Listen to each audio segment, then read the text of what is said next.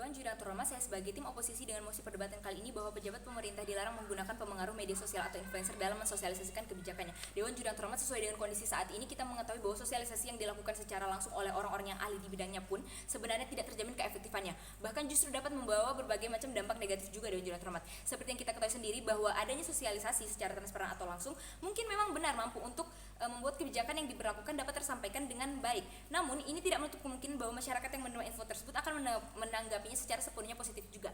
Di sini kita mengetahui bahwa akan sangat banyak masyarakat yang menerima informasi mengenai kebijakan ini secara negatif Dewan Juri Hormat. Namun dengan memanfaatkan influencer yang ada, justru ini akan lebih memberikan banyak benefit Dewan Juri. Untuk itu, kami sebagai tim oposisi tidak setuju dengan mosi perdebatan kali ini. Masuk pada proposal yang kami tawarkan Dewan Juri Hormat. Proposal pertama adalah dengan tetap memberlakukan mosi ini, yang dimana tetap memberikan izin atas pemerintah untuk menggunakan influencer sebagai sarana dalam menyampaikan informasi mengenai kebijakan publik. Mengapa demikian? Karena kita ketahui sendiri bahwa dengan memanfaatkan influencer, engagement yang diterima nantinya akan lebih besar, sehingga audiens yang menerima informasi mengenai kebijakan publik juga akan lebih besar. Kita ketahui sendiri bahwa saat ini kondisinya adalah orang-orang lebih banyak mengenal influencer-influencer atau selebgram dibandingkan dengan pejabat-pejabat pemerintahan, sehingga dengan mempublikasikan informasi mengenai kebijakan publik melalui sosial media para influencer tersebut, ini akan menarik lebih banyak audiens Dewan Juri yang terhormat. Mengapa demikian? Karena kita melihat dari jumlah pengikut yang dimiliki influencer tersebut. Bahkan influencer ini memiliki pengikut dari berbagai macam kalangan.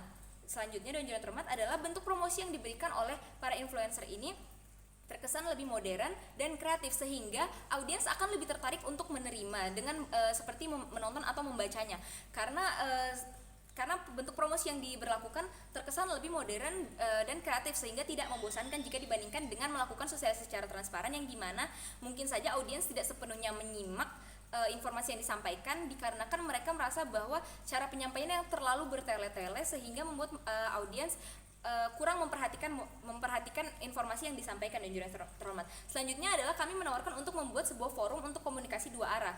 Ini akan berupa platform khusus dan digital yang akan kami buat dalam bentuk aplikasi, yang dimana di sini masyarakat akan tetap dapat berkomunikasi dengan orang-orang dari pemerintahan Dewan Juri terhormat. Selanjutnya masuk pada bagian sanggahan. Sanggahan yang pertama adalah tim pemerintah mengatakan bahwa sosialisasi transparan akan melakukan sosialisasi transparan yang dilakukan oleh ahli yang di bidangnya, dan dapat berupa akademisi atau pejabat.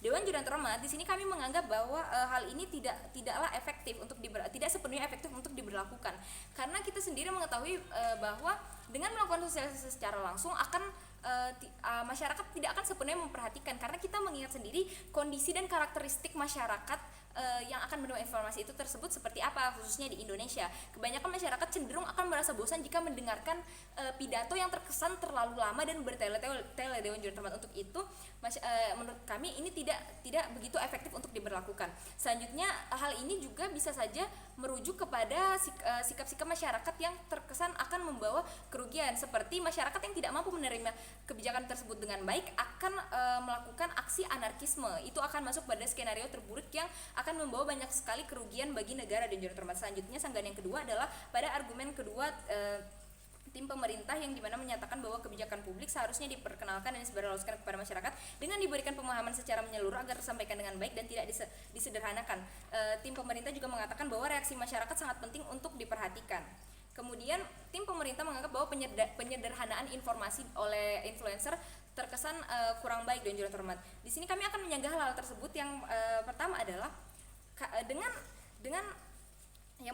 dengan menyampaikan informasi secara panjang dan bertele-tele. Sekali lagi saya akan mengatakan bahwa itu tidak sepenuhnya efektif, karena mungkin saja akan membuat audiens yang menerimanya merasa bosan dan tidak tertarik untuk mendengarkannya. Kemudian yang kedua adalah reaksi masyarakat memang sangat perlu untuk diperhatikan seperti yang dikatakan oleh tim pemerintah. Untuk itulah mengapa kami lebih menganggap bahwa dengan menggunakan influencer itu akan lebih baik, karena jika reaksi masyarakat yang diterima sangatlah buruk, ini akan berujung pada aksi anarkisme yang membawa banyak sekali kerugian Dewan Juri terhormat. Kemudian masuk pada sanggahan argumen yang ketiga, tim pemerintah mengatakan bahwa diskusi yang ideal hanya terjadi jika masyarakat well informed, yang dimana di sini paham akan isu dan melihat secara objektif. Masyarakat juga dianggap harus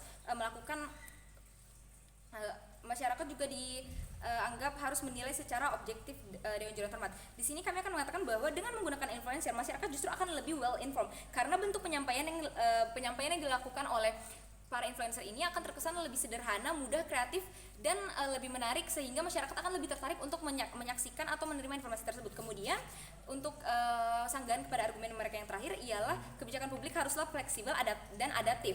Tentu saja kebijakan publik ini akan tetap fleksibel dan adaptif. Akan tetap masyarakat akan tetap bisa berkomunikasi secara dua arah sesuai dengan mekanisme yang telah kami tawarkan, di mana kami akan membuka sebuah aplikasi atau platform yang dimana masyarakat dapat menyuarakan pendapatnya dan bisa berdiskusi dengan orang-orang dari pemerintahan. Dewan Juri yang terhormat, selanjutnya masuk pada argumen kami. Argumen kami yang pertama ialah influencer akan membawa lebih banyak benefit. Sekali lagi saya akan mengatakan bahwa engagement yang diterima dari influencer akan lebih besar, dan kemudian bentuk promosi yang disampaikan influencer itu lebih menarik sehingga akan lebih banyak audiens yang tertarik untuk memperhatikan informasi mengenai kebijakan publik yang disampaikan. Kemudian pengikut influencer yang juga lebih banyak dibandingkan dengan jumlah kelompok masyarakat yang mengetahui atau mengenal para pejabat di pemerintahan dan jalan terhormat, sehingga mereka dapat mengetahui informasi ini melalui influencer-influencer yang mereka sukai. Dalam hal ini kita bisa mengatakan bahwa informasi mengenai kebijakan publik akan tersampaikan dengan baik. Kemudian selanjutnya adalah sosialisasi langsung tidak sepenuhnya efektif.